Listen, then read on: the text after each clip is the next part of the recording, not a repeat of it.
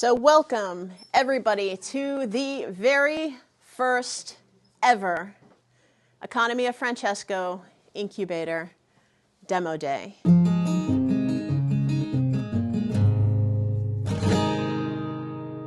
It's a really important day for all of us, so let us connect together in prayer. Let us pray for this time, that it will be fruitful for us, for all the people that we will meet in the future. And let us pray with the prayer that it's connecting people all over the world, millions of people.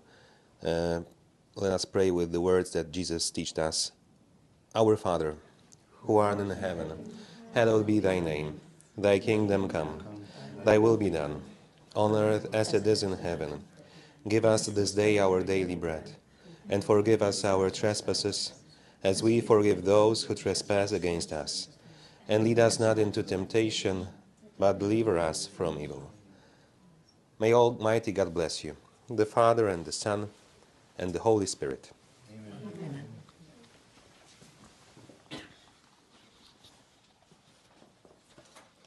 Thank you, Father. All right, so with this, we are going to go into today's program. So what we have here is we just had our opening blessing from Father Adam, and we're going to give you now a bit of an introduction. You can see we're going to introduce the economy of Francesco. We're going to say a little bit about Catholic social teaching, and then we're also going to have an introduction to non-extractive organizations. From there, I'll speak a little bit about the actual Economy of Francesco Incubator. So you can just, for those that are online, you can get a little bit of a taste of what it is that we experienced during this beautiful week. And at that point, we will move on to the pitches. We have, well, I would say roughly a dozen people who are going to be speaking about what it is that they're working on. We also have a few people who will be sharing their projects. And we'll also allow everyone here an opportunity to provide feedback to those participants so you can basically help them on their way. From there, we'll have a closing blessing, and then afterwards, if there's some time left over, we can leave the chat room, and also here physically in person, we can leave the time for a little bit of networking. There will also, during the closing, be some opportunity for Q&A, because I can imagine that some of the people, both here as well as at home, who are online, might have some questions, and I or the participants or anyone really who's involved would be thrilled to take the time to answer any of those questions. So wonderful. So with that, I think we're going to get started with a bit about the economy of Francesco. And with this, I would like to hand things over to Maria Virginia. Thank you, Melanie. Welcome, everyone. So, what is the economy of Francesco? For those that are new to the economy of Francesco, the economy of Francesco was an invitation from Pope Francis. Pope Francis wrote a letter the 1st of May of 2019, inviting young people, entrepreneurs, change makers, and academics to come together to Assisi in Italy to think in an economy and to create an economy with a new soul and a new life. This is what brought us together. More than 3,000 people in different countries around the world replied to this call, to this invitation. And as many of us know, in the times of 2019 and 2020, this event couldn't happen because of COVID. So instead, what happened was an ongoing process. So what we did in the economy of Francesco was organizing ourselves in 12 villages, which are thematic groups that combine two words that usually are not together in the traditional way of the economy. These are 12 villages. Some of them are vocation and profit, policies for happiness, energy and poverty, and agriculture and justice, and other villages. This was done in a global level, so a lot of the people from the different countries started meeting in online meetings. And each village had its own charisma depending on the topics that were brought. Mine personally was the Agriculture and Justice Village. And the way we organized each other was in 4 streams of work. So a lot of the young people from different countries, but organizing in 4 lines of work. That was research, projects, local projects in territories, webinars, so organizing a lot of online meetings, inviting speakers that could bring a light on justice in agriculture, and startups, which were creating startups that mitigate injustices in agriculture. This was our case, but also like other villages working in different papers, in different methodologies, and doing a lot of community creation, because what we believe in the economy of Francesco is that the new economy, or an economy where a new life, comes with new relationships. So first of all, we are friends and we are a community, and then we work together to respond this call of Pope Francis. Also, like a part of the villages, slowly when COVID was transitioning into a more open reality, economy of Francesco started meeting in hubs, in local groups in the different territories. Right now in the incubator, we are part of this is in the hub Croatia, but also there was a hub Spain, hub Argentina, and also regional, like hub Latino America in our case.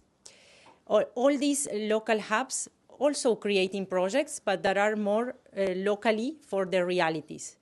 So these were in collaboration with the universities in some cases, with different companies, with different dioceses, and bringing together the people in the room. Like in all of these initiatives, always this response of the initial call of Pope Francis of the come together, of the encounter, was always very, very present.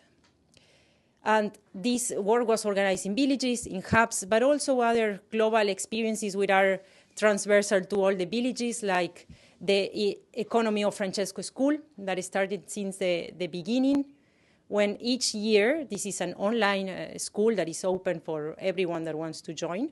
Every year there is a different line or different topic that guides all the encounters. And then we meet online every month or every other month. This year is around the Pilgrims of Change, because this year we are, the first event was supposed to be in 2020 and we are in 2025. So we are walking through the steps and the different messages that our mentor, Pope Francis, was giving to us. It's also important to share with you that also this meeting in Assisi happened in 2022. We met for 3 days in Assisi, organizing villages and also around different topics. We had special speakers that were sharing with us, as well as this was an ongoing process, a lot of the members of the Economy of Francesco also sharing the things that were created. We had a moment with Pope Francis that 8 young people were able to share some of these projects to the Holy Father, and to Pope Francis, and receive his short feedback after that.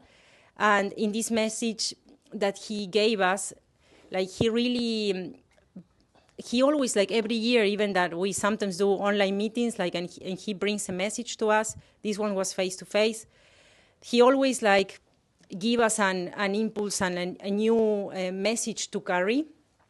And something that was very present during this time, or that touched me a lot personally, he brought the topic that the reality is bigger than the ideas, and that we are called to always work in things that come from the reality and that start simple, which is very aligned with what we've been doing this week with the incubator.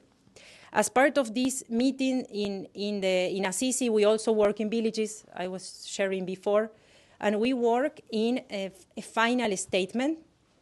So each village work on a document on what is, for us, the principles, in our case, of agriculture and justice. So we brought this document working with all the young people together, so it was like very like a bottom-up document, because people from different countries. And then we were able to share this with Pope Francis.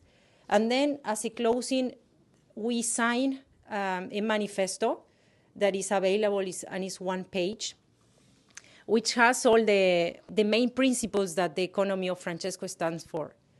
So this is very important because each of us, of course, after the initial letter of Pope Francis, was invited to sign this manifesto.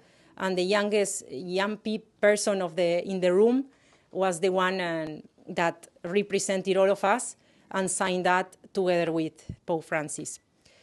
So after the event, of course, the process continued. It continued in the villages, it continued in the hubs, it continued in the schools, the UF school, and much more initiatives that are happening. It was also as part of the process that at some point we were called to move from a movement or something that started from event to a lot of a big community into a foundation. Last year in September, after a process of evaluation, the Economy of Francesco Foundation was created. This foundation is based in Assisi, and the person leading the foundation is the Bishop of Assisi, who was, since the founding moment of the Economy of Francesco, very present in our work. And the foundation has different bodies that are working and are aligned with the structure that is needed for a foundation. The Economy of Francesco has a staff, like a team that is supporting in line with all the activities, like supporting with a lot of activities that are needed, like communication, bringing people together, organizing these events. There is also a body of more like a scientific committee, like working on all the academics concepts that we stand for as Economy of Francesco. There is also like a group of young people representing the community. And we are very much learning from this process, but really the foundation came to support the community grow bigger and bigger. And the last thing that I want to share with you is that this year there will be another global event that will be face-to-face. It will be in a physical location, which is in Rome, in Castel Gandolfo. It will be in November, and everyone is invited to apply to this event. We will also work in the villages. We'll also work with like listening, inspiring conversation, talks, work together, have different activities. So we invite you, everyone, to apply to the event and to join us in November.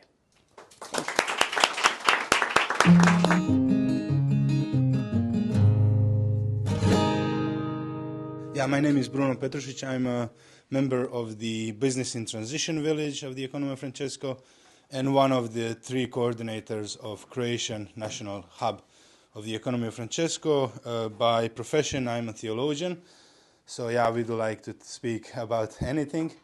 And I would like to share just a few ideas and thoughts about Catholic social teaching, for which many people think that it's the best kept secret that we in the church like holding for ourselves and actually keeping it secret, not just from the outside world, from secular world or progressive world, but also we are keeping it as a secret to our fellows Christians and Catholics within the church. The reason is this, because people are not willing to learn, to read documents, official documents of the popes, of the church, and that's why they are unfamiliar with the term and with the content. Here I shared the idea a few days ago that we can understand the Catholic social teaching as an answer provided by the church for herself and for the world, answer for the global crisis, social crisis, financial crisis, ecological crisis, because the church has a really, really long experience. She is really wise, and she can offer maybe solution for some problems.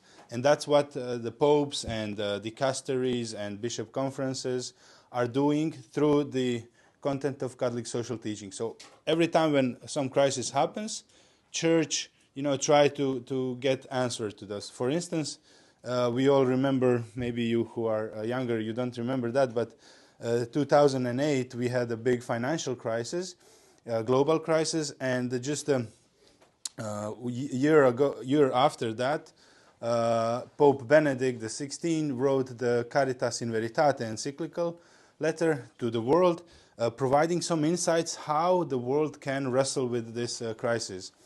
The content of the Catholic social teaching is basically the principles of the Catholic social teaching, then fundamental values and social values. And what we what is the easiest to understand is social values like a peace, family, work, relationship between people. Fundamental values are really important. Those are justice, love, and freedom. And we think of them like more in some sort of philosophical way. It's hard to implement them in our daily lives, but actually we cannot live without them. We cannot live as free persons, as a free society, without the truth, without the justice. And we cannot have just society without truth and the freedom. So they are interconnected, and they always have to go together. And then we have principles, which is more abstract things like common good, solidarity, subsidiarity. And that actually, I like to have, if you could imagine a tree, that every tree has a roots. You cannot see the roots, but if the tree doesn't have roots, it dies. So the roots are the principles. It's hard to see them, in society, but the tree cannot exist without them. It's the same for the Catholic social teaching. It cannot exist without these principles: common good, solidarity, and subsidiarity. Then, if you have image of tree, there is a trunk, that is the fundamental values, and then you have a tree top with fruits or leaves, whatever. That is the social values. Everything of this tree exists because there is some soil, fertile soil. And this fertile soil is human dignity.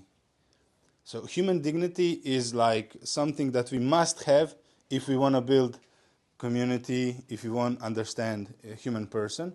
And human dignity, no one can take it away. They can try.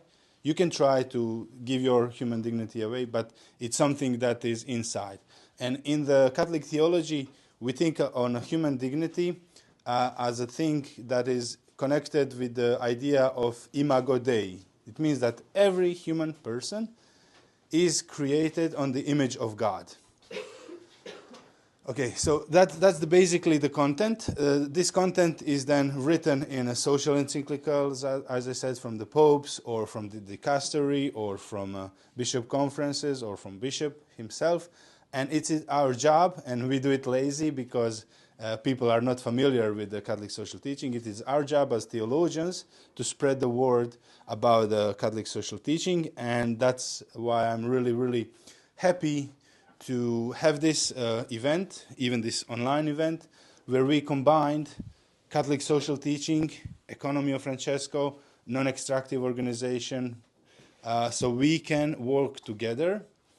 As Pope Francis wanted us when he asked us to join on this journey for the economy of Francesco, for better economy, he said we need to work together, we need to walk together, and in this journey many good things can happen. And that's his idea about fratelli tutti, we are all brothers and sisters because we have God for our Father, as we prayed at the beginning of this online event. So I think that would sum up the ideas from the Catholic social teaching. If anyone is interested more about this topic, please feel free to contact me or your closest theologians around, or just go to web and search for the books, articles. It really can enrich your life. It can enrich your business. It can enrich your relationship with other people, with yourself, and with God. That would be all. Thank you. So, all right, from here, I would like to give a little bit of an introduction to the concept of non-extractive organizations. So when we talk about non-extractive, what is it actually that we are referring to? we're not talking about resource extraction specifically. So I don't mean gas, oil, natural resources necessarily when we speak about non-extractive. What we're talking about is financial extraction. In other words, usury. So usury is essentially using money to breed more money, and it is prohibited in all three major Abrahamic world religions, right? So, of course, in Christianity, we have the parable of Jesus and the money changers and how he flipped the tables in the temple district because they were using basically money to breed more money, right? So that's a perfectly good example of, of usury. Usury also very frequently is defined also as things like predatory interest. It's also part of the reason why, for example, in Islam, right, they have similar concepts with Islamic banking, Sharia finance, right, and they too are basically trying to come up with a form of banking that is reducing interest rates down to either something very low or ideally essentially zero. Same thing also with Judaism. So basically we also have, there's also in Judaism a prohibition against usury. Of course, historically speaking, the Jews are very frequently put into positions of finance by those in charge. But if you actually dig deep to the core of the religion, you'll find that it is the same there as well. So when we talk then about non-extractive organizations, what we're talking about is building businesses, organizations, financial institutions without usury. And it's not always immediately evident how to do this, right? And a lot of it really comes down to governance structures. It's really asking the question then on a governance level, on a legal level, how is it that we can lock the value of a company inside the company to ensure that cash is not leaking out in excess of middle-class salaries and a pension, right? Because business is, of course, essential to society, just as capitalism, of course, is essential, right? And we also are, we need to create, we need markets, we need buying and selling, we need level playing fields, and yet, at the same time, we're also trying to ensure that there isn't economic inequality, and we're really trying to look out also for the poor. We're trying to look out for our planet and for our ecology and for people, also workers, right? So in that sense, non-extractive organizations is really trying to get at the heart of, if the love of money is the root of all evil, then how do we take that root of all evil out of our business and out of our finance? So, of course, it's a lot to think about. And really what we're teaching at this incubator is to get entrepreneurs to think about entrepreneurship as a vocation. And of course, in Catholicism, the word vocation has a very specific meaning. Most of the time when we're talking about vocations, we're usually talking about religious vocations, such as becoming a monk or a nun or a priest, right? Or even a consecrated single person, right? But you can actually conceive of the word vocation far broader. I mean, really, the root of the heart of vocation is, of course, calling. So basically, any kind of thing, any kind of work that you feel called to can be a vocation. So why not entrepreneurship, right? So yeah, if it's a vocation, then how is it as entrepreneurs are we formed for this vocation? And in this, I take some inspiration in Pope Francis. Of course, Pope Francis gave us the original call, for the economy of Francesco. And of course, now we're also extremely pleased and extremely grateful for the new Pope Leo the 14th. Of course, he also fills us with hope and optimism, of course, given the rich legacy of Pope Leo XIII. And of course, for us and Catholic social teaching being such an important part of what we're doing here, we also trust, that we'll be continuing this legacy of Catholic social teaching during the upcoming period of time. But that being said, it's good to think about Pope Francis. I mean, nobody probably really knew exactly who he was. But one thing that we did know about Pope Francis is that deeply through and through, Pope Francis was a Jesuit. And the interesting thing about Jesuits is they are practitioners of something that is called Ignatian spirituality. So St. Ignatius of Loyola, he basically came up with an entire set of spiritual practices that were really meant for deep discernment. That's really something that the Jesuits specialize in and excel at. And it just so happens that that process of discernment, that also is very useful for the kinds of qualities also that entrepreneurs need in the course of building those businesses. So then, considering, of course, then this Ignatian spirituality, if you ask Jesuits a bit about what they think and what they believe, part of it, of course, is seeing God in all things, and this can be in businesses, this can be in markets, this could be in customers, it could be in anything really, right? But another thing that they talk about sometimes is contemplation in action. And that's really beautiful because when we think about contemplation, we might think about monks or nuns in a cloister. Of course, that's one way that one can be contemplative, but also one can be actively contemplative in walking through life, being aware, being conscious, listening, outside, but also inside. Right? So with that, I would like to just investigate the topic of contemplative entrepreneurship. What exactly does that mean? What would it look like when entrepreneurship is contemplative? So after doing some thinking about it, I broke it up into 6 disciplines of contemplative entrepreneurship. And the first discipline is obedience. Of course, obedience also being one of the 3 vows that is also typically professed by religious.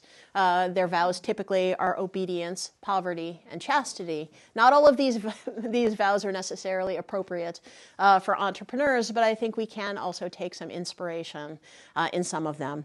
So when we talk about obedience, we're talking about obedience to the mission. Because when we have this vocation, when we feel this calling, wherever this calling might be coming from, we need to follow it. Well, we don't have to follow it, of course. We have free will, and that's how life works. But of course, if we really want to express our potential, if we really want to truly be of service, then listening and taking steps in that direction, of course, is what makes us feel like we're optimally in alignment.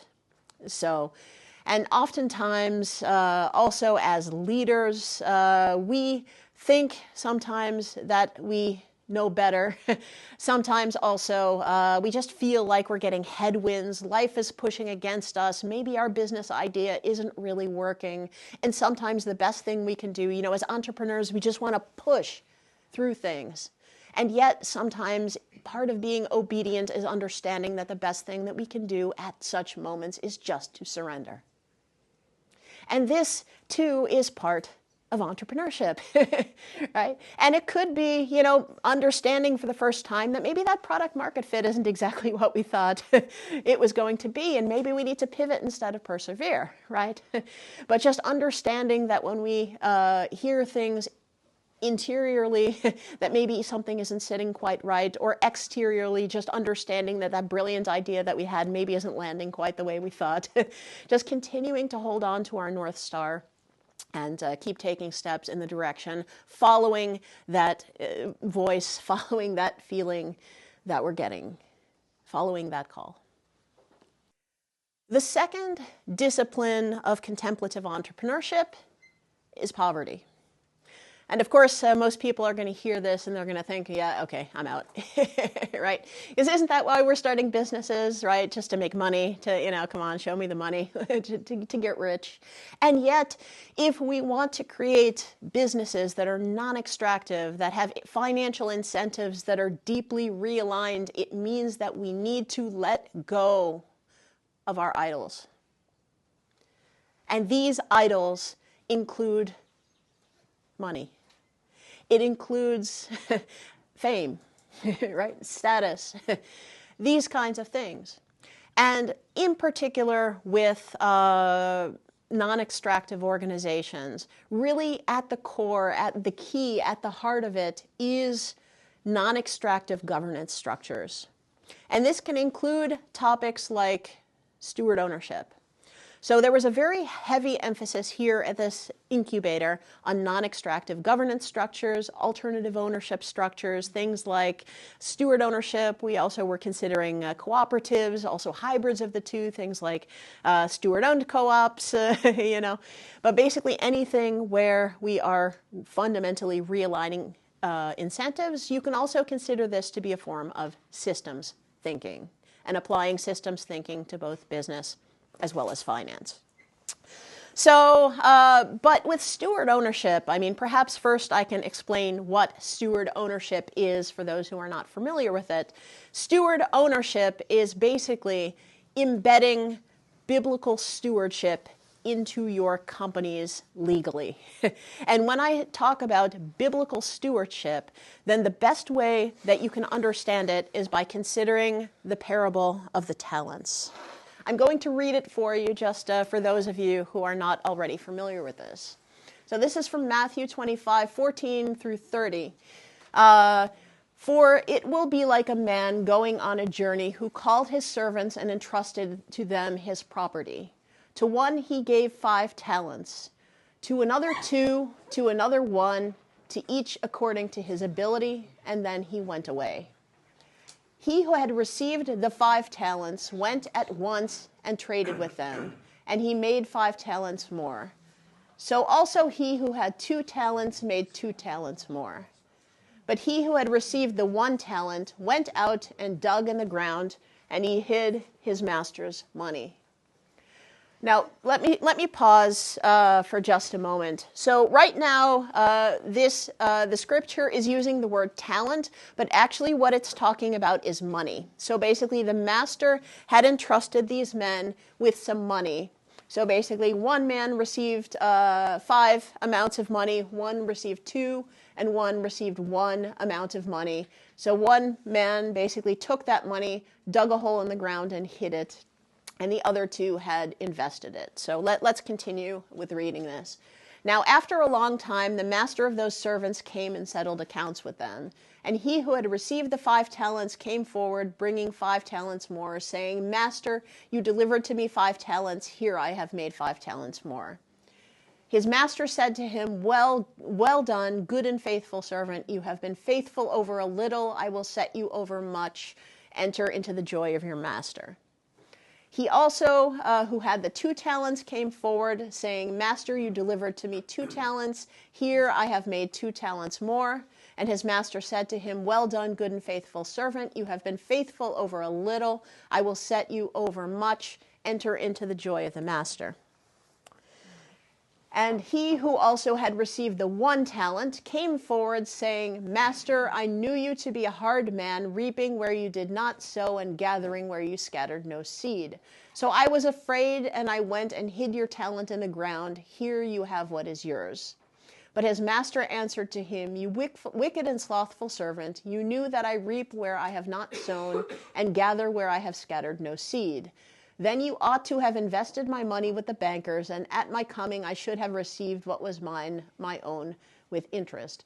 So take the talent from him and give it to him who has 10 talents. For everyone who has more will be given, and he will have an abundance. But from the one who has not, even what he has will be taken away. And cast the worthless servant into the outer darkness. In that place there will be weeping and gnashing of teeth. All right, so this all sounds a little bit harsh, but let me try and interpret this for you. So this isn't so much a story about banking with interest. This is actually, I believe, really just a parable, and it is an analogy. And he's basically talking about taking what you have, managing basically those resources, and trying to make the most out of it for the master. Because what you need to understand, I believe, in this parable is that these three men were stewards, okay? So one man, of course, did very little. Two of the other men did what they could to their best capacities. But at the end of the day, they were stewards. But what that money that they were managing was not theirs. It belonged to the master, right? And that is, I think, at the heart of the idea of steward ownership, right? Because the owner was the master, right? God, right? And the stewards, those were people like us. And what we're doing here is we are separating basically the stewardship of these resources from the ownership of these resources, understanding that we might steward them, but they do not belong to us. So the idea with steward ownership is we are using legal tools to be able to embed this biblical stewardship into our businesses. And the way that we do this is by essentially ensuring that anyone who has ownership rights off of basically for a business, in other words, who has profit rights from a business, does not also have stewardship, or in other words, voting rights or governance or operational control over the business. So what we're basically doing is we're taking the financial incentives, the love of money, and we are pulling it away. We are separating it out from the actual stewardship, the governance control of the company. So actually this concept of steward ownership, right? Stewardship, not ownership. This is deeply Christian, this idea. So anyhow, moving back then to the concept of steward ownership, the other aspect of it is what I would call a mission lock. So it's basically ensuring that if you have a mission and purpose-driven business, to ensure that it will stay mission and purpose-driven. Usually the way that we would implement this in steward ownership is through a construction that we typically call a golden share, which is a stock of equity that contains voting rights but no profit rights, and it gives the holder veto rights on certain governance operations such as dividends, mergers and acquisitions, and changing the mission and purpose in our statutes. Oftentimes, the way that these steward-owned businesses are implemented is that typically they are companies that are owned 100% by a foundation, and then the golden share locks the whole construction in. This more or less can legally ensure that the resources of a company stay inside the company and are reinvested for 100%. That's the idea. And this is basically our best attempt at the moment to try and create financially non-extractive businesses. Is it perfect? No, it's not. But it's basically the best that we have at the moment. We are lobbying for steward ownership legal forms in multiple countries. So Germany was the first. They just got a steward ownership legal form into the coalition accord the second time in the German parliament, which is quite a wonderful step. Also in the Netherlands, we also similarly managed to get a steward ownership legal form positively voted on in our Dutch parliament. This was also basically a joint effort. Basically, well, it wound up getting the straight progressive vote, the straight Christian vote, and then the farmers, which was basically enough to get a majority in the parliament, so it passed. So this is actually now at our Dutch Ministry of Economic Affairs getting implemented, well, in the process of becoming implemented, hopefully. And of course, what we're trying to do here with these legal forms is we're trying to take a process that is complicated and expensive in creating these kind of multiple entities and golden shares and puzzling it all through.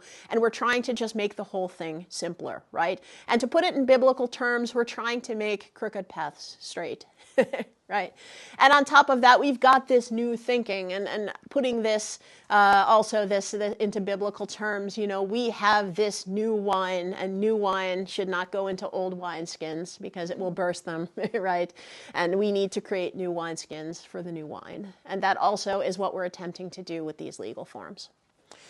So anyhow, going back to now contemplative entrepreneurship, and what we were speaking about before with poverty, it requires a great sacrifice of the entrepreneurs to do this. I'm an example of this. I actually, 10 years ago roughly, gave my company away. I sold it for €1 to a foundation.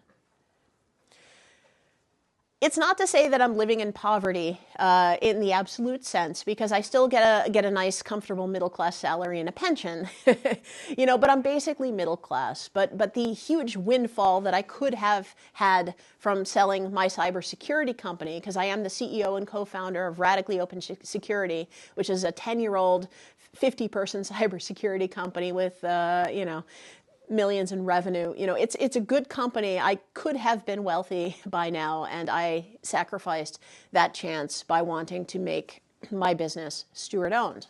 You know, in a way, it's kind of, whether we like it or not, a kind of vow of relative poverty. Of course, we're still earning enough to take care of ourselves, take care of our families, put roofs over our heads, put food on the table, and yet that huge windfall that a lot of people are wanting to start businesses for, that now is out of my reach. I've given it away. And yet, I would not hesitate to do it again. You know, I would not be where I am today if I had not made that decision. And this was a calling. And that's why this also is my vocation, right? So, but not everybody is willing to make these kinds of sacrifices. And it's not just CEOs of companies that can create steward-owned organizations, but also fund managers in the finance industry can do the same, and we must do the same if we also want to make finance for a world and an economy that does not kill. So we'll move on now to the third discipline of contemplative entrepreneurship, and that is temperance.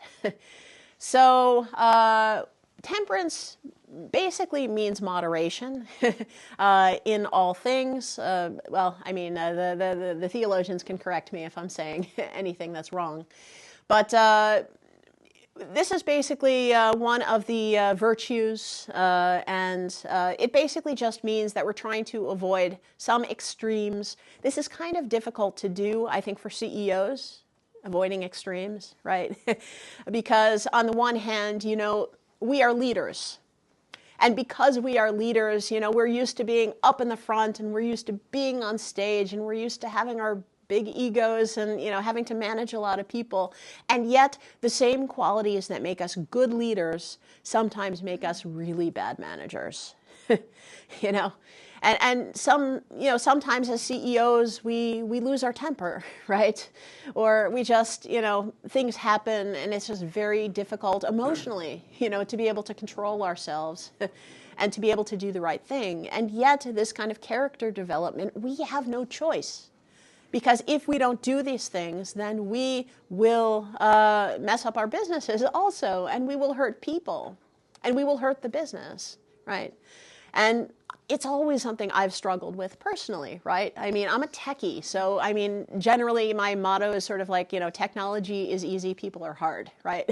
So as a kind of a semi-autistic techie, you know, sometimes just trying to manage, you know, dealing with other people in an appropriate way, you know, it's a process, right? And it's something that is a continuous struggle and process of personal development, and something that we can work on, right? But there's other forms of temperance as well. I mean, temperance in not necessarily wanting to hypergrow, right?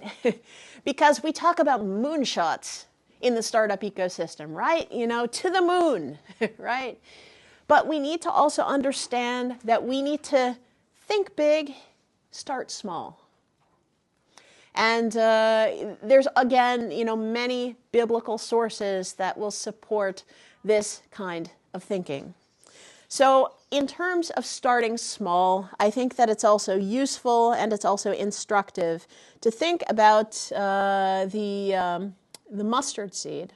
The parable of the mustard seed, it was actually in two different parts of Matthew 13 and Matthew 17. But you can see here, he told them another parable, so he was Jesus. The kingdom of heaven is like a mustard seed, which a man took and planted in his field.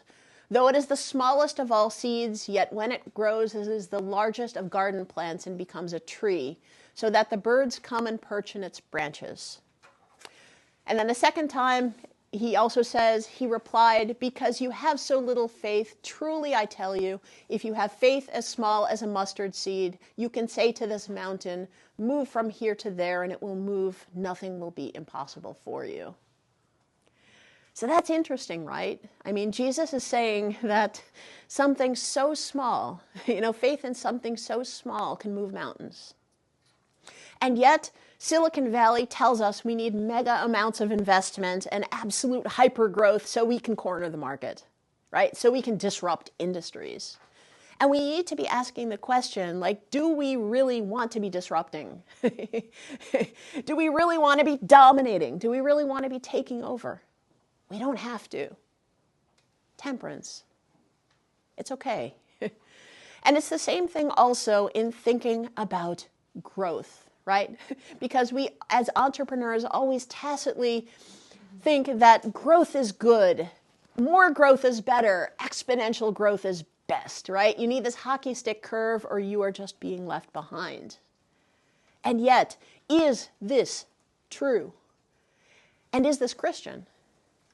Maybe not. We can also gain some inspiration here, once again from the scriptures, in considering the parable of the sower. So the parable of the sower is from Matthew 13, 1 through 8. That same day, Jesus went out of the house and sat by the lake. Such large crowds gathered around him that he got into a boat and sat in it, while all the people stood on the shore. Then he told them many things in parables, saying, a farmer went out to sow his seed. As he was scattering the seed, some fell along the path, and the birds came and ate it up. Some fell on rocky places where it did not have much soil. It sprang up quickly because the soil was shallow. But when the sun came up, the plants were scorched, and they withered because they had no root. Other seed fell among thorns, which grew up and choked the plants. And still other seed fell on good soil, where it produced a crop 160 or 30 times what was sown. Jesus goes on to take this parable and interpret it further, but I'm going to leave the further interpretation for the moment.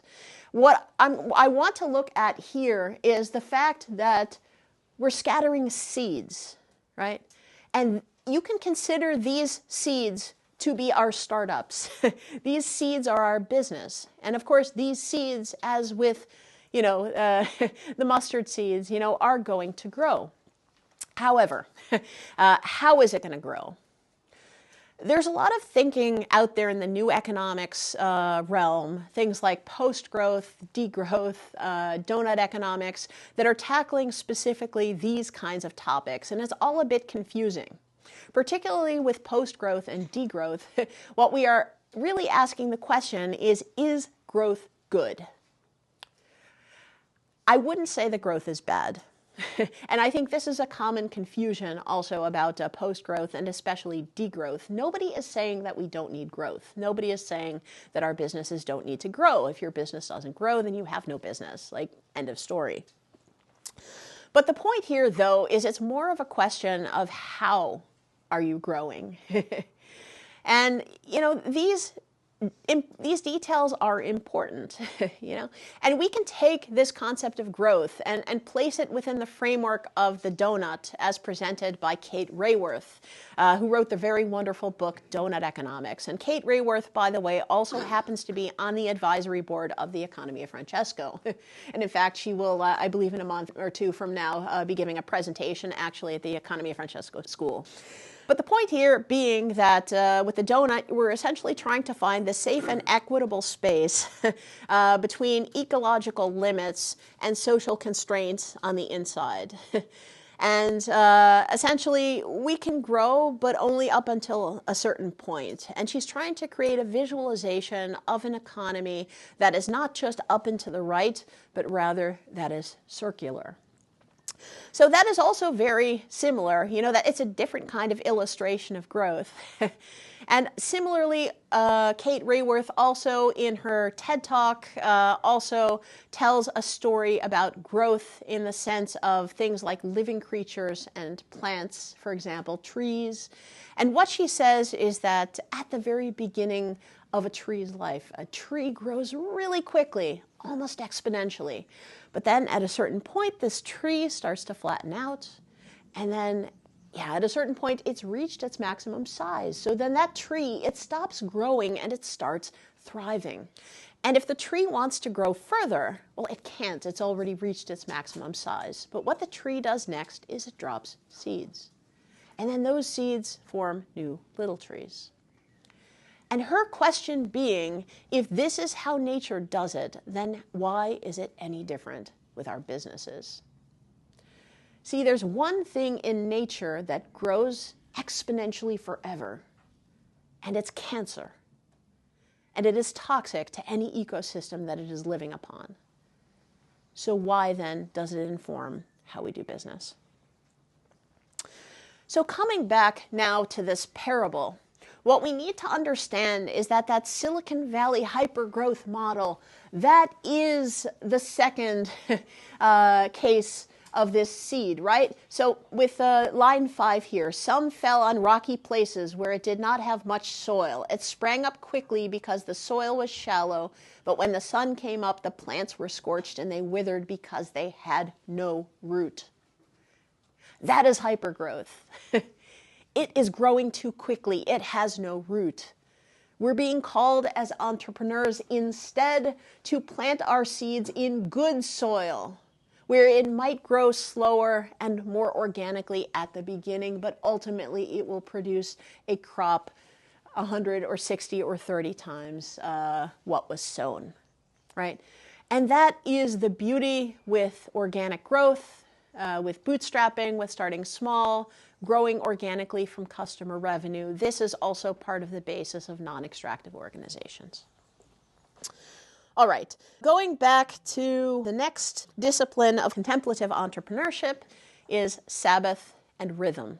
We think as entrepreneurs that it is essential for us to push through, to force, to always be on the go, right? And look at people like Jack Dorsey and their crazy schedules and think that we're supposed to be doing the same.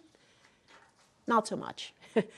So really what we're supposed to be doing as entrepreneurs, the ultimate, basically the ultimate creator, of course, is God, right? And if we consider Genesis, the very beginning, right? In the beginning, God created for 6 days. And then on the 7th day, he rested. And if God thinks, if God wants to rest, after 6 days, then why do we think that we shouldn't be doing the same? So we need to honor things like our weekends. We need to understand that there's a particular rhythm in our schedules and we need rest. It's not just producing, but it is a creative process, entrepreneurship, which means that because it's a creative process, we need to alternate work with rest, okay? So basically what this means is not just that we have to find a rhythm on a weekly basis with honoring and respecting our weekends and also the weekends of our employees, but also on a daily basis, how can we build a Sabbath into our day, right? You know, it could very well be making sure we take time for meals. It could be using a Pomodoro timer, you know, to work for 25 minutes, take a 5-minute break, and then do a certain number of Pomodoros and do a longer break. But we can find ways of creating this Sabbath rhythm into our day, into our week, into our months, even into our years, you know, periodization with the months. We have some busier months than others. Years, what about sabbaticals, right? And understanding that we too need this and that this nourishes our soul. And we need this as entrepreneurs to be creative and to create. The fifth discipline of contemplative entrepreneurship is silence and prayer. And it's very easy for us entrepreneurs to be hyperactive and to constantly, again, fill up all of our time with meetings and with activities and with sales calls and with, but we also need to understand that we need to create space and we need to create silence for the discerning, right? So we can actually step back occasionally and really be able to reflect in silence. It could be just taking some time to do some journaling. It could be going to the church and taking some time to pray. Whatever it is, even a combination of all of them, it's fine, you know. And but we need this silence and we need this prayer to really be able to function, I think, in a way where we're listening to our internal direction that we're getting, right? And look, when I say prayer, I understand that not everybody is part of an organized religion, and that's totally fine. You don't have to necessarily pray to anyone specific. You know, whether to you it's God or it's Jesus or it's the universe or it is just to whatever or nothing at all. You know, that's completely up to you. And I really have not very many strong opinions about it. But what I can say, though, is no matter what it is you think or you believe, taking that time just to listen to your own internal compass will ultimately lead you to the place where you're going to feel the most aligned. And that, of course, is also the most maintainable in the long run. And the final discipline of contemplative entrepreneurship is death and resurrection. And, of course, this is a very Christian concept, of course. But what we need to understand with this one is that we need to embrace endings. Because sometimes our business fails. Sometimes that idea that we had, you know, that we were testing doesn't succeed. And with that resurrection process, understanding that with that ending comes a new beginning. With that death comes rebirth. And we are reborn, and our businesses are reborn, right? And we can also, in terms of lean startup, call it pivot or persevere, right? But understanding that those moments of pivoting are not failures. They're actually just moments of learning. They're moments of evolution. They're moments of transformation. Right? And sometimes we need that death. We need to be broken down. Right? It's like a butterfly and how it, you know, how that caterpillar has to go through this painful process of deconstruction to ultimately be able to push outside of its own skin to grow its wings to be able to fly. And that is the case with all of us. And this too, and embracing this, embracing that we're all finite, embracing that our businesses are all finite, this too is part of entrepreneurship. So with these 6 disciplines of contemplative entrepreneurship, I hope that it can provide a kind of formation path for the vocation of entrepreneurship. And of course, this is just my own vision on things, and of course, it's very open to interpretation, and I hope that many of you can contribute to this dialogue. But I think those of you also who are familiar with my old work of post-growth entrepreneurship will not be surprised actually by any of this, except for perhaps the Christian undertones. But look, the point that I'm really trying to make here is that all of this stuff is aligned. All of this stuff is complementary. We need all of us to be doing this regardless of what we believe, and we need to not allow beliefs or polarization or political standpoints to stop us. And we, just as we're doing this week in this incubator, we need to bring people together of different backgrounds, of different belief systems, and we all can walk this path together, and we all can become formed for this vocation. All right. So with this, I've been talking for a while, so I would like to move on to the next thing. And really quickly, that is just now a quick few words about the incubator itself. So we have been here for the last week on Krapanje, sorry, I don't speak Croatian, island here in Croatia, and it has been absolutely beautiful. So as you can see here, we are in a Franciscan monastery. We have water that is surrounding us. It is incredibly beautiful here.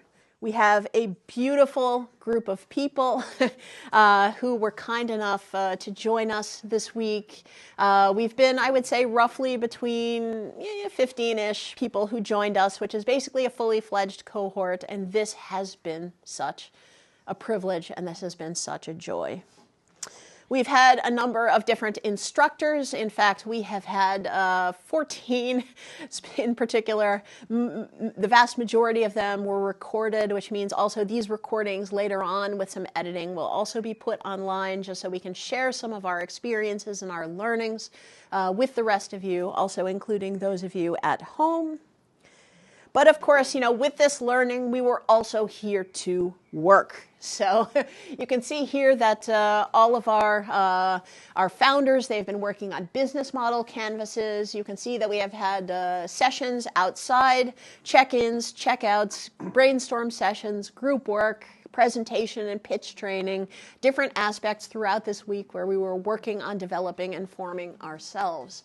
You can also see the bookshelf here, which is combining both Christian topics as well as donut economics and crossing the chasm and other kinds of business topics. So again, we're kind of like mixing things up here. There was also a strong sense, of course, of Catholic spirituality permeating this whole week. We have been so privileged to have actually 3 priests here this week, 2 of whom are here, of course, for this demo day. We've had daily mass, we had a rosary walk, we've had Eucharistic adoration, we've also had much joyous singing, which we'll have in a minute here. So that has been really wonderful. And on top of that, we also have, just in general, it's just been a really wonderful group. And this influence has really helped to mix both the rationality with the spirituality, helping us to be whole people and whole individuals for this week.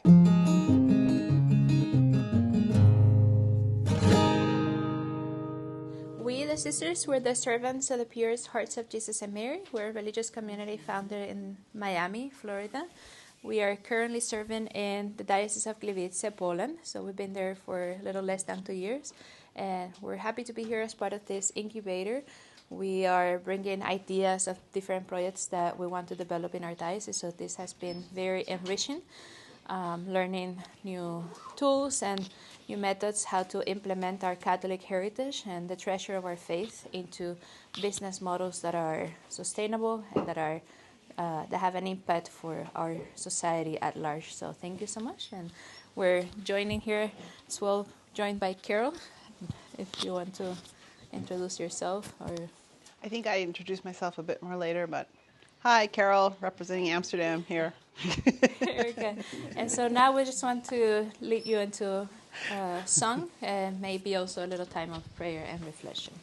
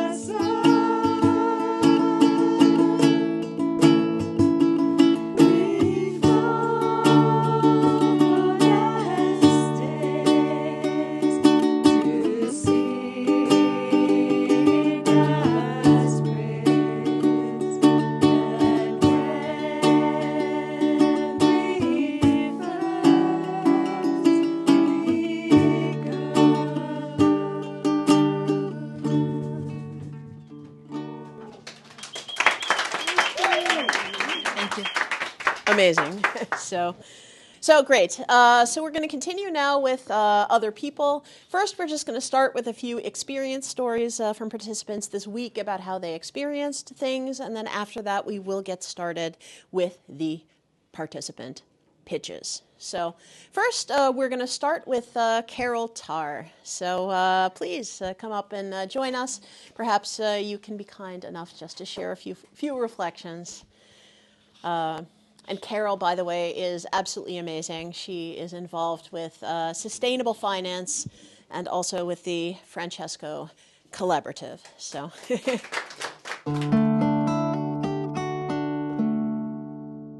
Hi, everyone. It's been such a great week and an honor to be here and to learn and to share what I do know.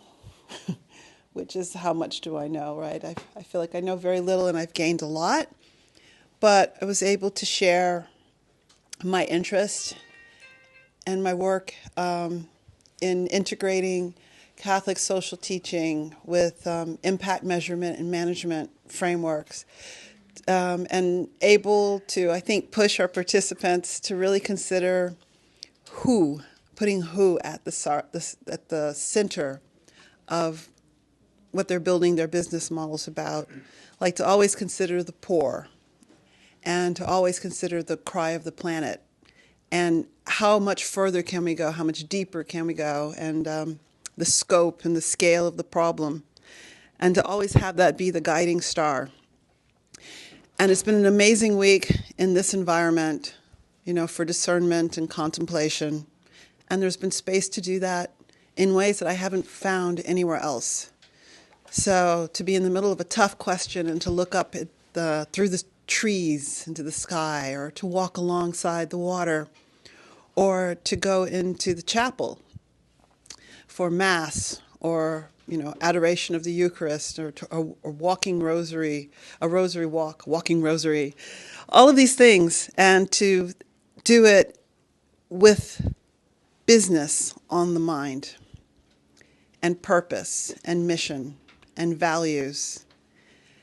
And I've been really honored to be able to, have these conversations and to really just elevate the discourse around business models and the integration of faith and the impact measurement and management that's necessary.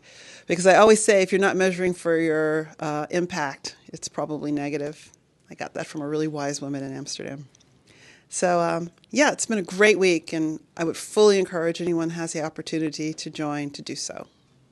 Thanks.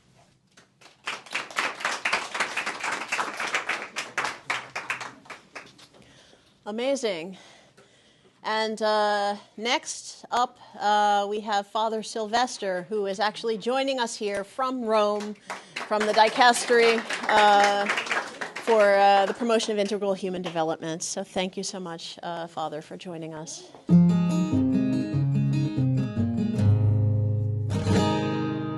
It has been an interesting experience getting to learn from a group of entrepreneurs like you people.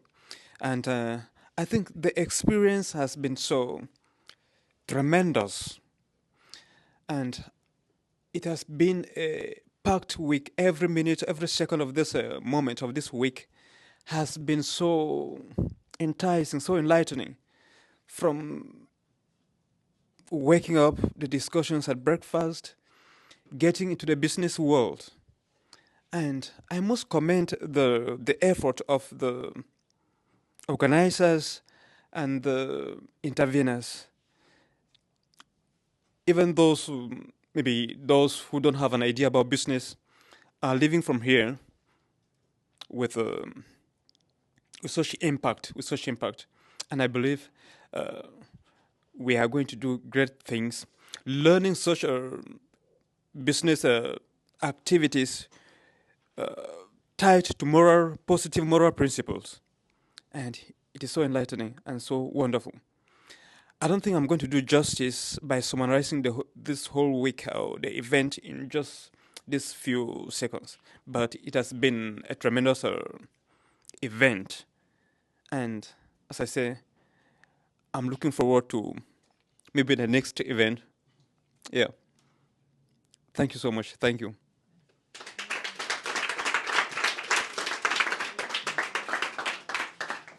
Wonderful.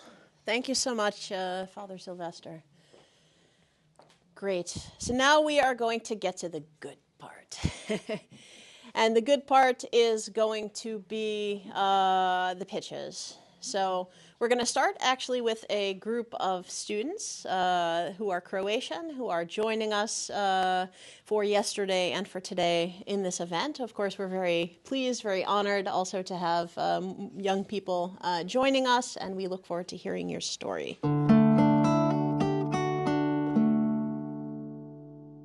Hello everyone, my name is Tina Buzov. I'm coming from small town in Croatia, Drniš, and I'm going to present you the project we did with our school, with our secondary school, Ivan Meštrović Drniš, with our teacher Martina Jerković.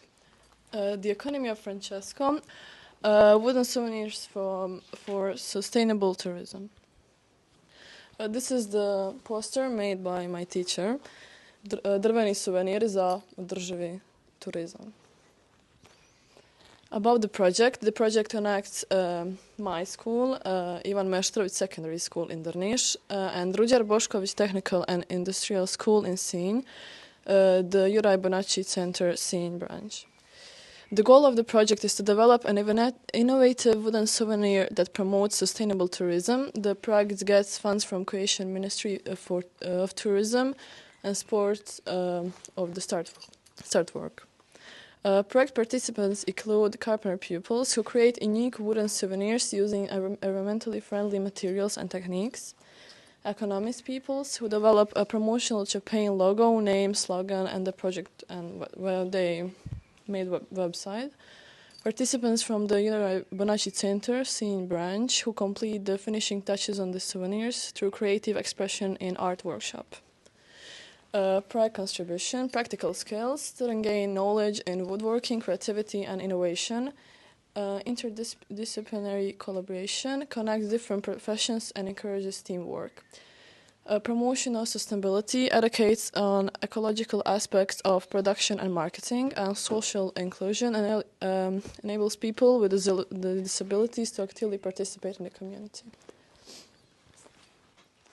Project goals. First, most important goal is to create a recognizable brand, a symbol of sustainable tourism in local community. Promote interdisciplinary collaboration and the exchange of knowledge and skills. Educate about the importance of sustainability and sustainable practices. Develop practical skills working with wood and eco-friendly materials.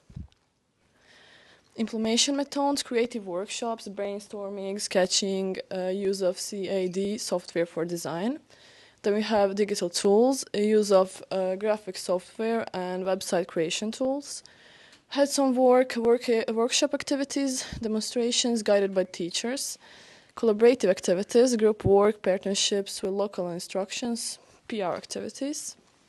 Project disability, promotional activities organizing events, participating in local fairs. Then we have institutional collaboration, partnership with local authorities and tourist offices Sinj and Drniš.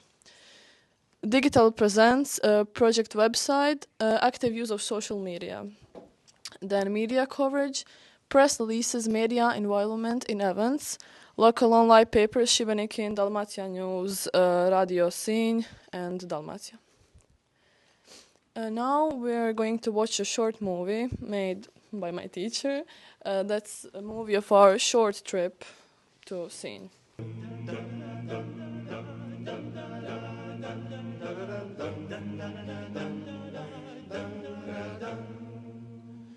Sadinare potekla, bistra voda studena, pa se poljem razlila cetina.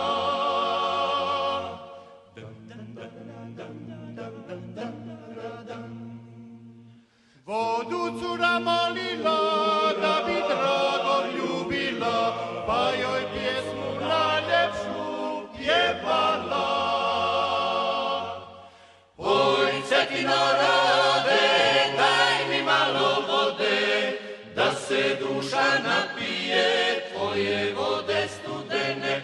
Oj, Cetino rijeko, moje dragi preko, pjesmu moju ne čuje, pusti njega do mene.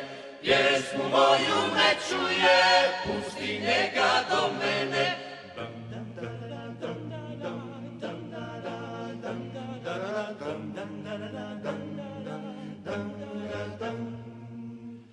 Sad Dinare potekla bistra voda studena, pa se poljem razlila Cetina.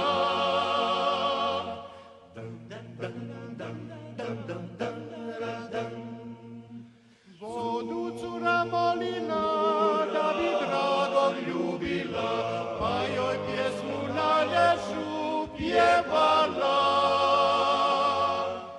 Oj, Cetino rode, daj mi malo vode, da se duša napije tvoje vode studene. Oj, Cetino rijeko, moje dragi preko, pjesmu moju ne čuje, pusti njega do mene. Pjesmu moju ne čuje, pusti njega do mene.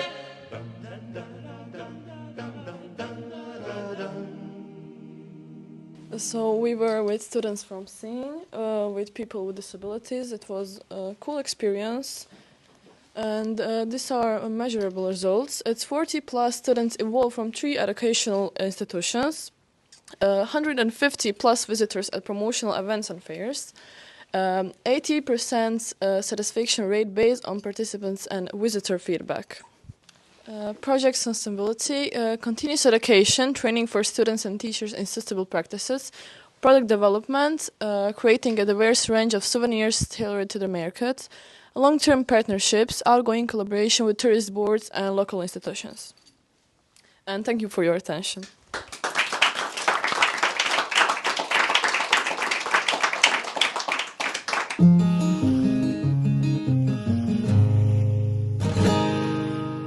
So we're going to get started with the actual meat of today, and that is with the actual presentations from the entrepreneurs. So we have a group of roughly 10 people who are going to be presenting. So I guess then in that case, I will be calling on you, and we will start with Sister Nedyalka. Well, just in the beginning real quick, you may think, have you ever been on a pilgrimage? And now you can think, have you ever been to a workshop? And now you can think, and maybe even raise a hand, have you ever been on a pilgrimage and workshop? That's great. No one has. That's great. That means you are all eligible here to go to our program, The Way of Beauty, Pilgrimage and Workshop, inspired by the legacy of St. John Paul II, exploring, encountering, and learning beauty through the arts. So many times today, we may be lacking the experience of uplifting our souls to the transcendentals of the good, the truth, and the beautiful, right? We may be going through everyday life, missing those small opportunities to have those encounters. And our workshop, our program, will be providing the space for that encounter of your soul to our Lord, God. Now, you may be thinking, okay, well, how will this work? Well, first of all, you all will be staying in a palace. In the Diocese of Gliwice, Poland, we actually have our own palace. And I'm sure all of you at one point in your life wanted to stay in a palace, right? It must have been on a bucket list. And from there, that'll be like our home base. We will be traveling to different places in Poland. And within each day, we would have a particular theme, and that theme will be connected to the workshop. So what that would look like is, for example, we would begin on Monday, we would focus on music. And we actually have a school of music in Gliwice, our diocese. And I will not be leading that because Lord knows I don't know how to sing. But we will have experts helping and giving those workshops so we can actually participate in musical activities. In particular, we were thinking of Liturgy of the Hours, how to chant that. And so then on Tuesday, we'd be traveling to Krakow, and we would have a workshop in drawing and seeing the beauty in architecture and how that can glorify the Lord. So in the beginning, we would have a little bit of a faith formation, explaining how architecture and God and how that can all go together. And then we'll give you practical tools within the workshop to go out and see what strikes you and to meditate and contemplate and pray twice through drawing what you see in Krakow. And it's such a beautiful town there. Wednesday, we'd go to Wadowice, the hometown of John Paul. And by honoring him and having that theme of John Paul, we'd be focusing on poetry and theater.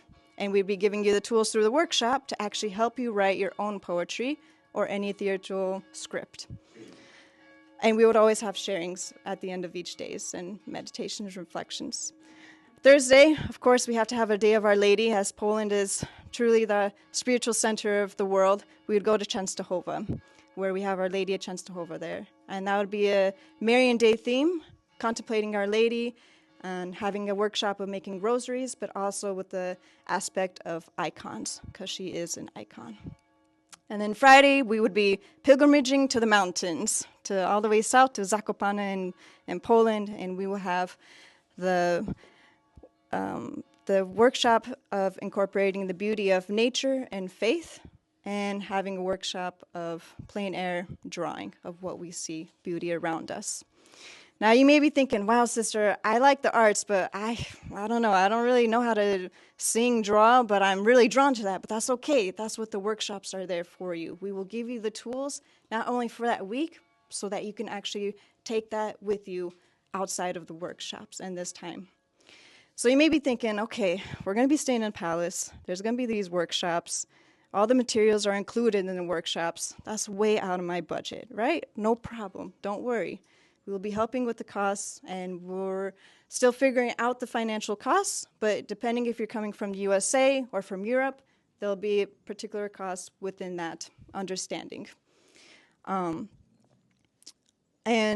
the costs will include traveling, meals, and we'll also be exploring the culinary of arts, because that is art, of different taste testings around the delicious food of Poland. The program fee that it will include and materials, you may just need to find your own ticket to Poland, but we can also help you see which plane flight is the best as well. Like we said, there will be faith integration, so there will be faith formation, but along with the workshops. But we will also have daily mass available, Liturgy of the Hours, and Rosary. And of course, time of adoration, so we can all just really understand what is going on and what the Lord is having us go through this time of together. And before we end, if you go on this program, you will not be the only one benefiting from this. 90% of our profits that we make will actually go to all struggling schools who have to close their art departments. Many times in America, if a school is financially unstable, the first department that is shut down, forced to, is the art departments. So within this program, all the 90% of the profits will go and help those programs. For contact asking, we ask for your contact information if you would like to contribute in any way, if you would like to go, if you're thinking about going, or you may be interested, please just give us your email, contact information. We'll be happy to reach out to you. Also, in advertising, if you would like to help us advertise this, the more voices we can, the better. And we hope to see you there. And as St. John Paul II will be accompanying us through us, he always says, be not afraid. So let's not be afraid to explore the beauty through the arts and preserve the culture of beauty. Thank you.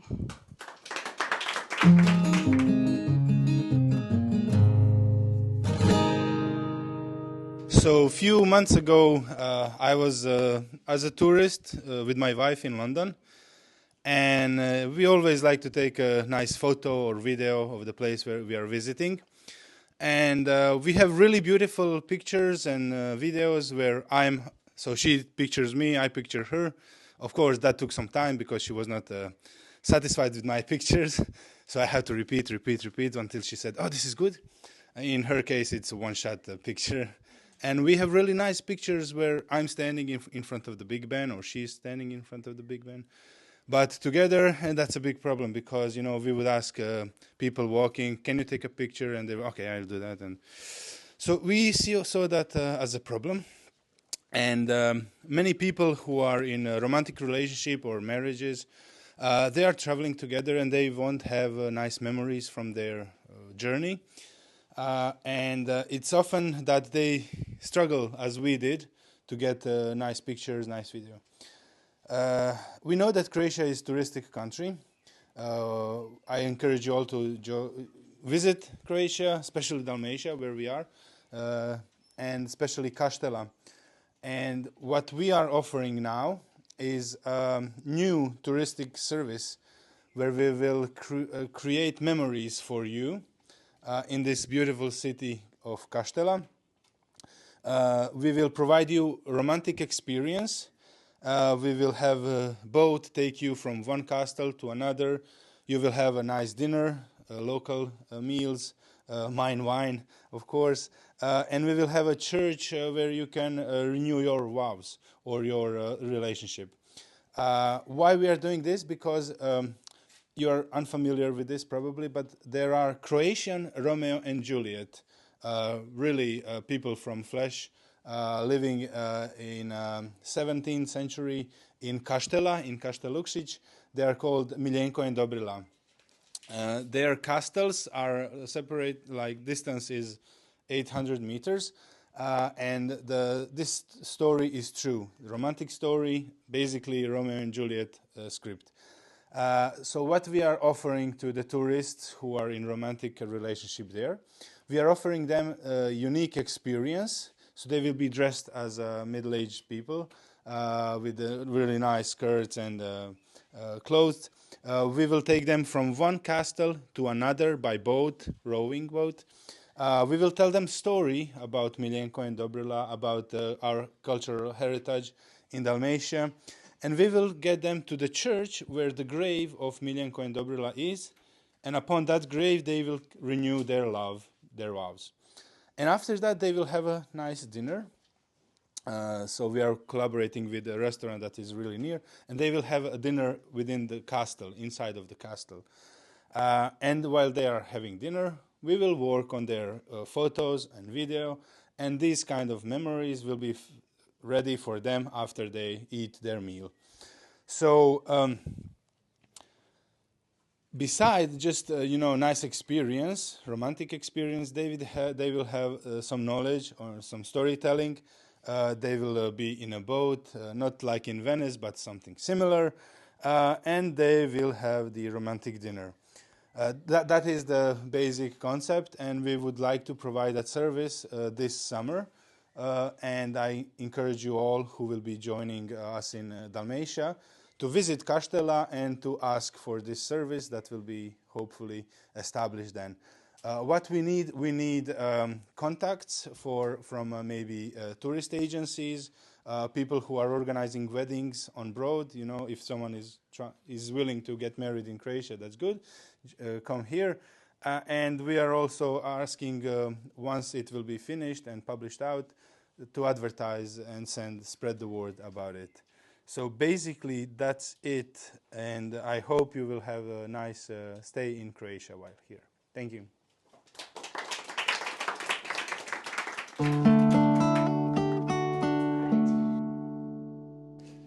Hello, everybody. I will share some maybe uncomfortable facts with you first. So, do you know, or did you know, that the money that you put in the bank is actually not your money? It is bank's money, and banks decides what it will do with it. So the only thing that bank has is obligation to return it to you when you ask. But as long as it stays in a bank, it's bank's money. Did you know that if you look what the banks does with your money, that it actually does most likely not follow your values and your needs? if we all agree that sustainability is a very important topic and issue, actually sustainability is so important that you cannot negotiate with it. Only 1.5% of global investments in all classes are following all SDGs, so actually compatible with all of the SDGs, Sustainable Development Goals, for those who do not know. Only about 10% of the Sustainable Development Goals that we wanted to achieve till 2030 have been achieved, and we are now in 2025. And as I said, sustainability is not negotiable. You cannot say, oh, I will be 30% sustainable. What does this mean? You are 70% unsustainable. You cannot say, I will be 90% sustainable. You are still unsustainable. And being unsustainable, what does this mean? It means to disappear, to die, to not be there. So basically, if we want to change that, we need to change the way how our money is managed and for what is our money used. There are many, many examples in history and also in the present days of community banks, ethical banks, financial institutions that do things differently, but they are just a drop in the ocean. So they are losing their ground, they are doing tremendous work for their communities, but they are not able to scale up and to actually be a systemic actor to offer systemic change. What we have done is that we have designed a banking model that we want to pilot in European Union and later on scale it up all around the world, which actually learns on the experience of community banks. And when I say community banks, those are the banks that are owned by the community. So it means that they are fully aligned with the interests and values of the community. They are shared, they are managed by stewards, so the people who are there to fulfill the missions that the community has entrusted them. And they have ability to scale up, to actually use technology and to use means of communication that we have today to actually communicate and aggregate different goals of different communities into a one combined portfolio. We are working on this for a couple of years. We have a team of very experienced ethical bankers. We have found ways how to make it legislatively possible, because to become a bank you need to have thousands and thousands of pages of documentation which explain how this bank should work. We have providers of an IT platform that could be fully under our own control, to be designed in a way that we can not only do banking stuff, but we can also measure and in a sustainable way measure the impact of what we are doing. And we actually not only measure the impact, we know that this impact is reducing our risks. It means that if you are doing something positive for the society, positive for the planet, positive for the environment, you are running lower risks in the future with your assets. We are now on about 2/3 of the licensing process. We hope that we will be up and running next year. And we are inviting you to think about it. We are inviting you to support us with a donation to finalize the licensing process. It's about 500,000 euros that we need to finalize that process. And we ask you to consider moving and pledging to move part of your assets, ideally as large as possible part of your assets, over the time to a bank that will not fail you, that will make sure that you are, and we as a community, that are sustainable for the time in the future and for the future generations. Thank you.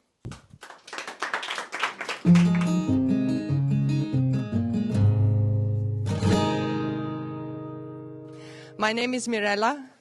I'm an Austrian citizen and 53 years old, and I'm here to tell you about my platform, or the platform we are going to build together to change the care ecosystem. What do I mean by care? So what is care? There is a lot of interpretations to that word. What I mean by care is that we as a society, we give care and we need care. So if you look at yourself when you're young and you're still at home living with your parents, you're in a care needer, basically, because what you get from your parents and what your home provides you is food, a shelter, education, love, of course. And when you grow up, you move out. And this is the time when you take over and you provide care for yourself. You look after yourself. And still you will need all the things. And then you maybe have children and you give care back to your children. And then eventually when your parents grow old, you will look after them and you will give care to them. When my parents grew old, I had to realize that the care system we're living in is deeply flawed. It is, my mom had Alzheimer, so we had to take care of her, providing her with food, but also looking after her that she didn't do herself any harm, she didn't harm herself, and also others. When you think of an old person who doesn't know much about the environment and still having a driving license, that could go really badly wrong. My father refused to leave his flat for the past and last 4 years of his life, so he was in the need of care. He needed a shopper. He needed someone who made him breakfast, who made him lunch, who attended to his needs, a friend, a companion, sometimes a nurse. And both cases actually brought us to our limits as a family, and we were looking for help in society, and we didn't find the right fit of help and care that my parents would have needed. So I started to think, what am I going to do when I grow old? If you look at the demographic of Austria, the demographic landscape, you realize that the age of 50 and 50-somethings up to 60 are the largest part of the population. And only half of us have kids. And if you think about housing, that was my next thought. I thought, what do we have and what do we provide? We have housing. So mostly people are set up in their homes. And these homes are very often quite large and people live there on their own. So old people have the need to stay in housings, in their own houses. They would like to live at home as long as they can. Young people, on the other hand, when they move out, they would like to have their own home, maybe start a career, maybe they're studying, but they cannot afford housing right from the start. Rents are up. And then there is also the case that there are empty flats. But when you look at the old people and the young people, you go like, oh, it's a match. Great, let's put old people and young people together in a flat, and that's the solution. As if it was as easy as that. You know, if you let somebody into your life, it requires trust. And there is, of course, this age gap, and there is, of course, a lack of trust, naturally. So it wouldn't be just a platform that you put up and you have like, hey, I've got a flat, hey, I'm looking for a flat. Basically, that would be Airbnb, so that's there already. But it wouldn't be enough just to have to provide the housing. There needs to be an ingredient to this platform, and that is trust. So I was thinking of how do we actually, what is our position in life and who are we actually? If you would look at the old people as being your granny or granddad, then maybe you could build some trust to them. And if you looked to the young people and imagined them as your grandchildren, there would also be some connection to that role. So why not build a community where you fill the roles, and you fill the role of the grandchild, or you fill the role of the grandmother, and the community is just meeting up, grandchildren, grandparents, playing board games, going for a walk, talking about their life, talking about their need, and eventually reaching out for help in a community that is known to each other.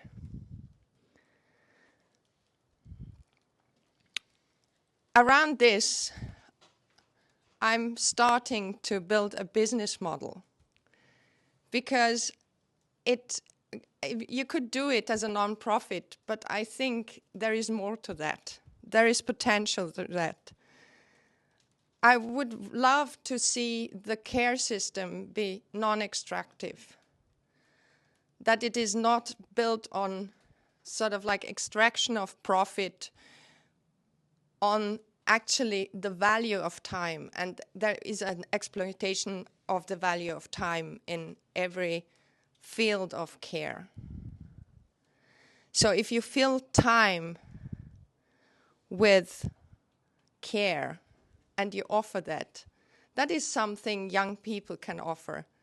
And on the other hand, old people can offer their homes. They can offer a place to live. Where should I start? I will start in my hometown in Graz. I hope to find people who might also bring to the table an empty flat that we could turn into a co-living that is fit to house old people, an old person, a grandpa, a grandma, and a grandchild together. And I would love the profit to go back to the organization so that we can build more of these flats and restructure existing flats, and also to eventually pay a nurse that might be needed in the community, or to fix it for people who cannot afford to pay fully. I wish that you reach out to me and become part of this journey. And I hope that you can contact me on LinkedIn and just contribute to this idea that I'm starting right now. Thank you.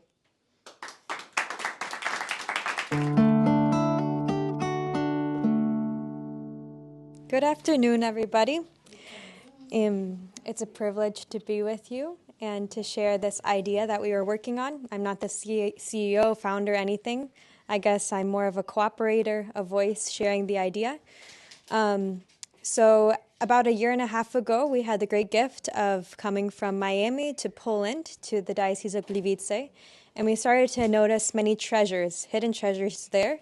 First and foremost, our bishop, our priests, those that we serve with, and also the saints that we've encountered, those who have walked in the same places where we live, including St. Edith Stein.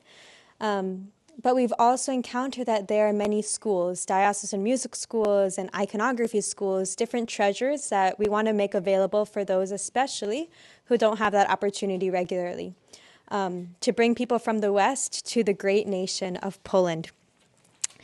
And so why am I sharing this with you?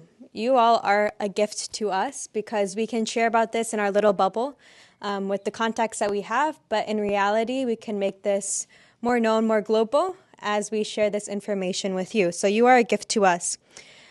One of the gifts that we can use is the personnel, personal contact, personal relations, but of course social media as well. So we are trying to simply spread that the church is alive, that the church is active, and the church has much to offer to young people, to young adults, and to not allow those opportunities go to fail.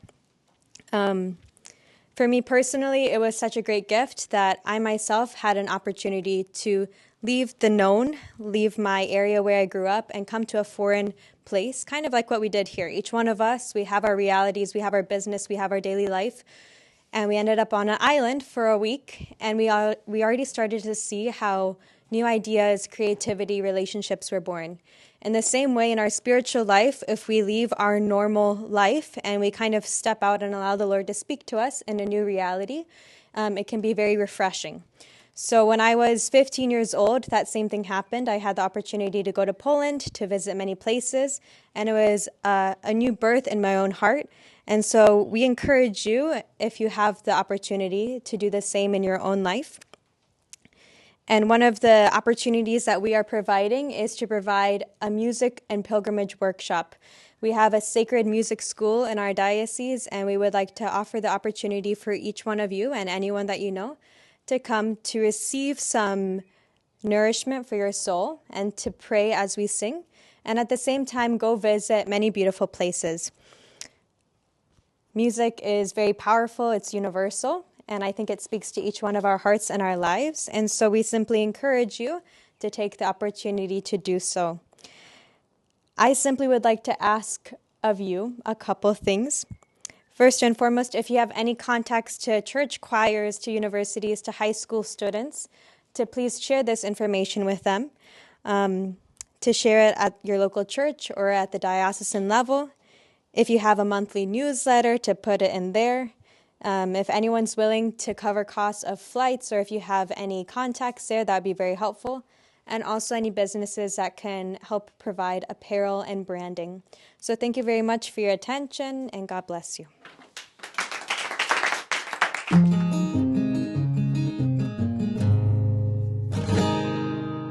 It's a pleasure to be here today.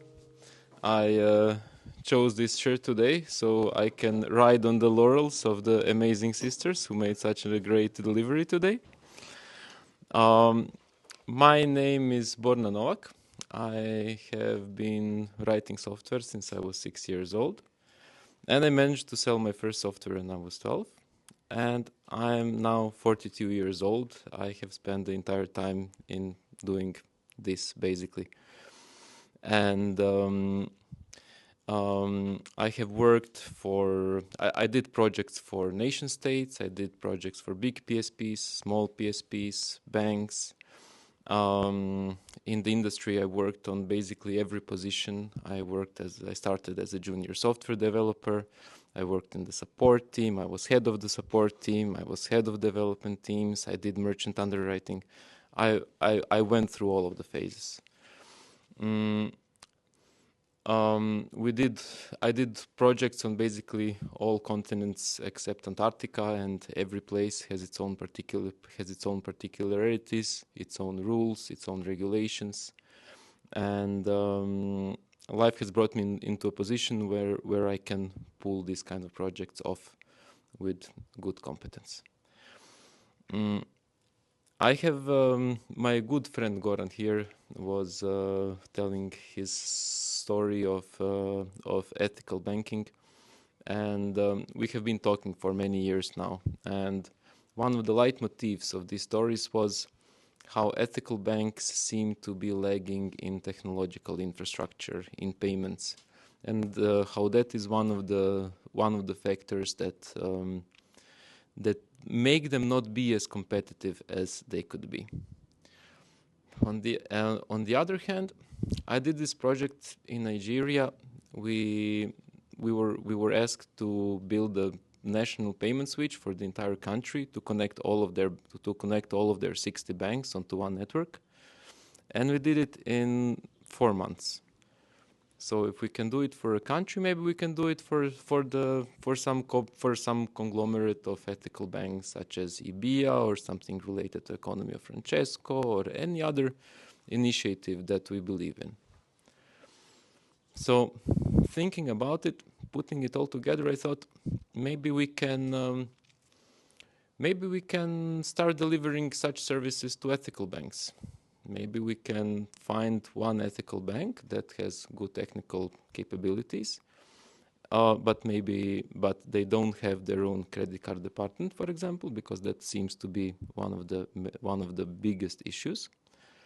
And just help them get the technological expertise that they need to be able to do that job themselves. So instead of making them hooked on various super expensive, with companies that do things with super high margin, such as Fiserv, such as Base24, such as First Data, and all of the other big players.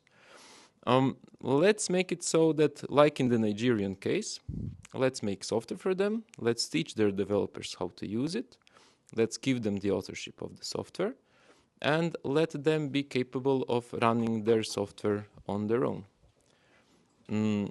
Considering the margins that are in this industry, I believe we can offer I believe that for the same amount of finance, for the same amount of revenue that a company that sells just the license of the software and nothing else to a bank, I believe that we can sell the source code and do the same thing for another bank. After that, I believe that we can set up a processing center for all of the small banks that just do not have the capacity to handle something like that on their own. In time, we should have more and more banks plugged into this network that use the same know-how, that use the same experience, that use the same standards, and we can put them all together like we did in Nigeria. And with this, we would start to see some added benefits to the whole thing that we didn't see before. We would start to see more frictionless payments between businesses from different countries and different contexts.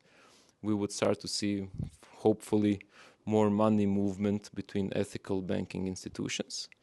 And hopefully we would start to see, and hopefully we could start to perhaps even see a communal payment network for the consumer base, which would also be nice. So, what are we asking for? My first ask was to reach out and ask for C-level contacts, either technological or business, that work in these kind of institutions with whom we can have a discussion, and see if they're the good fit for the first pilot.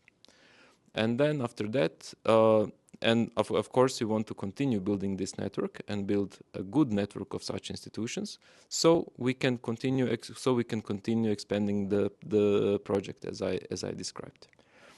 But then, just this morning, of course, it's an idea in development that started on this incubator. I thought maybe if there are willing investors, maybe we can buy companies that already do something like that. I mean, I did that a couple of times, and I know I would be able to put a couple of companies together that do that thing, adapt their culture, adapt their technological practices, and I know that we would be able to get to this, and I know that we would be able to get to the same place much faster than in 10 years, as I suspect it would take if we were doing it the old-fashioned way. And it would also add some financial stability to the whole project in the beginning. So, can you help?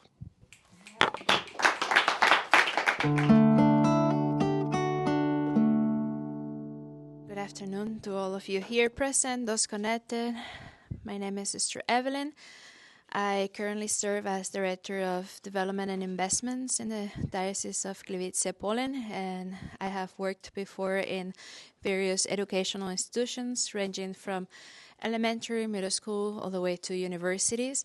So I am very familiar with the impact that education, information can have on us and our society. I highly value education. I think is one of the fundamental pillars for building our society. And if we truly desire a better world, I think we need to begin to educate ourselves, but also educate our younger generations. During this week, we have been speaking a lot about building sustainable models, seeking to root our economy and our businesses in models that help to heal, restore our world. And I think that it is so important to bring everything that we have reflected upon to our younger generations. We had the gift of listening to one of our students this morning, and it was so impactful to see the power that education can have to change society. This is one student was sharing, and we saw the impact of one project. And so if we form many more hearts, like Pope Francis said in his address to the economy of Francesco in September of last year, the young people are a path.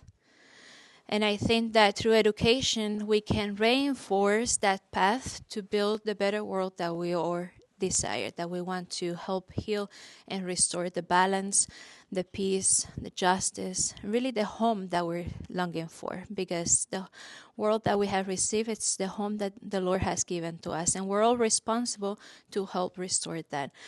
And with those core values, the idea that I want to present to you is the need to create a Catholic high school rooted in the principles of Catholic social teaching, but at the same time highly specialized in information technologies, data processing technologies, alternative energy technologies, alternative energy production, things that are highly necessary in our society today, that are highly specialized in our markets today, but deeply rooted in ethical values, to form not only highly specialized and skilled professionals, but also ethical leaders. Leaders who will go out into the world and truly seek to build a world that is dignified, that is worthy of the human person. And so the idea is to build a 5-year vocational high school that will have a hybrid model, giving opportunities for students not only from the region who could be commuters, but students from other locations that could stay through our boarding options as well. It will give formation in multiple languages, so also helping them increase their impact and their reach in the business world. It will have opportunities for low-income families. We want to create a self-sustainable model, but through a sliding system that will be able to provide scholarships for low-income families, so that we truly make this accessible to all members of our society. This school will be partnering with our Polytechnic University of Silesia, the region where it will be built, but we look forward for partnerships beyond that, not only in the local area of Poland, but internationally as well, to be able to provide hands-on experience to our students so that when they finish, they're already capable of entering into the workforce or moving on to even highly specialized universities if they want to continue to foster their formation.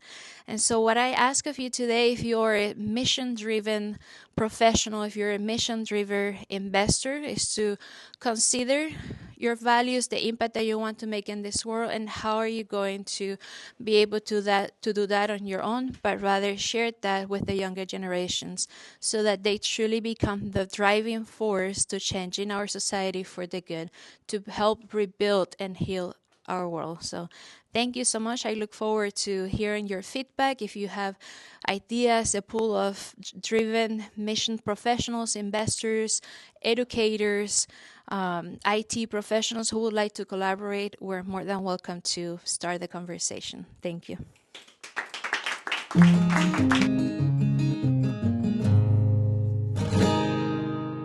Hello, everyone. I'm Linda, and I'm a business consultant.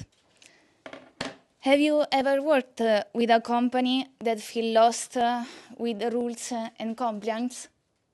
And compliance? Yes. Okay. Or one that thinks cybersecurity is only a cost? Yes.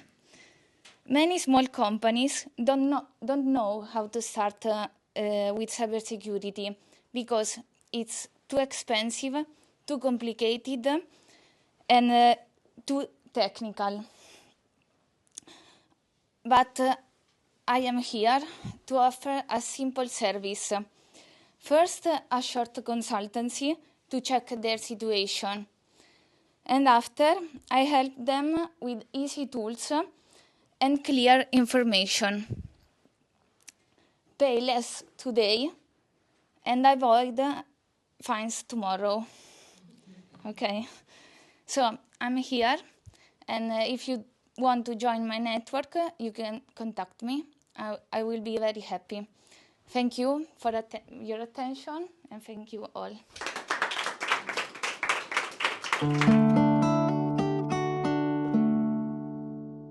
So hello everyone, those here again and those connected again. I want to share with you a personal story that turned into a common story. When Pope Francis wrote his letter and invitation the 1st of May of 2019, inviting young people, entrepreneurs, change makers, and academics, I was one of them replying from my city in Argentina. Me, like other young people. Some of us, 12 of us, we gathered, trying to respond to this call, finding and bringing justice into agriculture. The 12 of us working with farmers, we did what we do, which is talking with the farmer. So we realized that farmers in Argentina, in Nigeria, in Italy, in China, they were facing the similar pain. They were witnessing soil that is going into desertification, which is impacted by the effect of climate change, the cry of the earth. And also they were experiencing that they wanted to do something to change the way they were farming in order to see an impact on the soil, but they didn't have enough resources or enough knowledge in order to make those practices that mitigate climate change, a cry of the poor. So we decided to come together and to respond to that cry of the earth and the cry of the poor, and do that by bringing a just food system, by putting the farmer at the center. So how we did that? So we do that in two different ways. So we do that starting with the farmer, with farmer trainings. Our farmer trainings follow the process of invitation of Pope Francis of the See, the Choose, and the Act. So we start by learning from the local reality, learning how is the soil in that local reality, about the community, about the farmers, about the other organizations that are around this area, asking the farmer what are the main pains they see and what they think they want to learn, discerning, designing the training, and then implementing the training with local partners. We do that in 3 dimensions. So one is that are practical and theoretical. So one is regenerative agriculture, which mitigates the effects on climate change. We do in the economic dimension because we want every farmer to be an agripreneur. And also on the social and more community spiritual part, which is for us bringing all the farmers together, creating community and bridges between them. But we believe that even that we can create a lot of change from the ground, to really build a systemic change, we really need to impact those spaces where some negotiators and policymakers are creating those policies that are actually impacting on what countries say on agriculture and on climate change. And that is why we bring the voices of farmers into global processes, mainly from the UNFCCC, which means United Nations Framework Convention for Climate Change. So we did that. We started with COP26, then COP27, which mainly talks about climate change, supporting a farmer from Uganda to go to COP27, COP28, last year COP29 in Azerbaijan. And this year we are in June going to the subsidiary bodies meeting in Bonn, which prepares the agenda that then is actually brought into COP30 in Brazil. So this is because we believe that those that are stewarding the soil, the earth, are the farmers. So those are the voices that policymakers need to hear, to listen, to experience.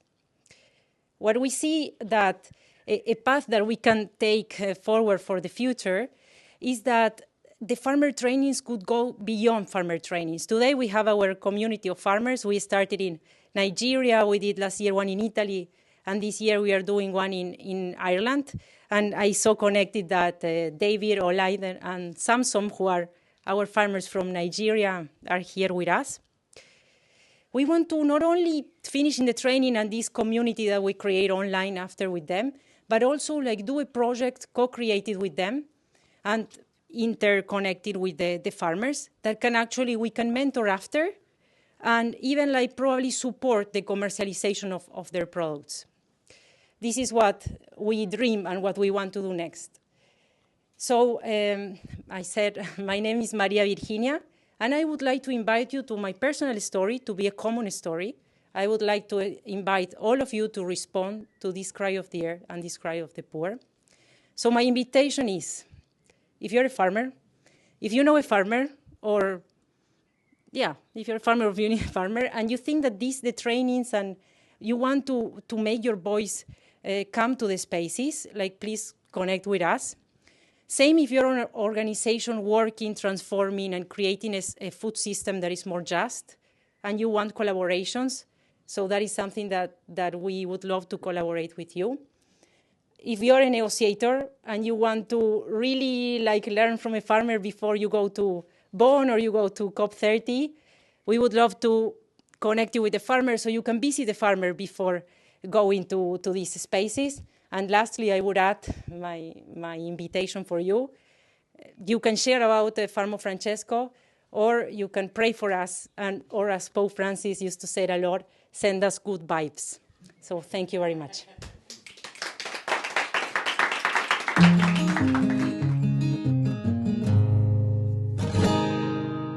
In the name of the Father, and of the Son, and of the Holy Spirit. Amen.